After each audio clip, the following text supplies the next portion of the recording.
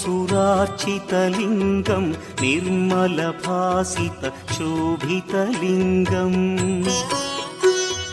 जन्मज दुःखविनाशकलिङ्गं तत्प्रणमामि सदा शिवलिङ्गम्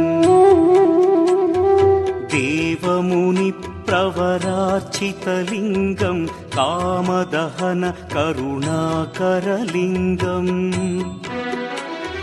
रावणदर्पविनाशकलिङ्गं तत्प्रणमामि सदा शिवलिङ्गम्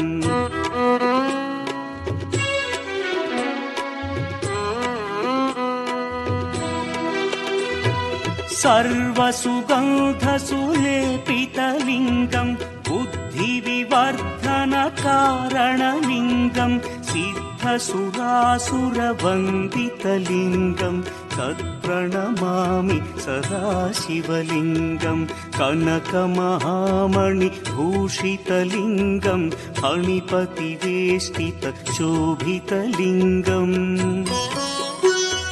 दक्षसुयज्ञविनाशनलिङ्गं तत्प्रणमामि सदा शिवलिङ्गम् कुङ्कुमचन्दनलेपितलिङ्गं पङ्कजहार सुशोभितलिङ्गम् सञ्चितपापविनाशनलिङ्गं तत्प्रणमामि सदा शिवलिङ्गम्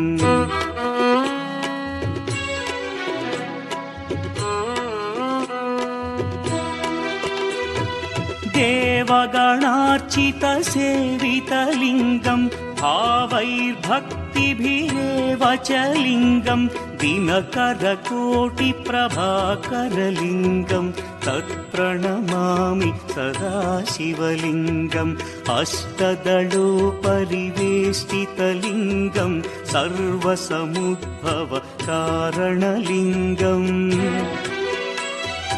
अष्टदरिद्र्यविनाशनलिङ्गं तत्प्रणमामि सदा शिवलिङ्गम् सुरगुरुसुरवरपूजितलिङ्गं सुरवनपुष्पसदार्चितलिङ्गम् परमपदं परमात्मकलिङ्गं तत्प्रणमामि सदा शिवलिङ्गम्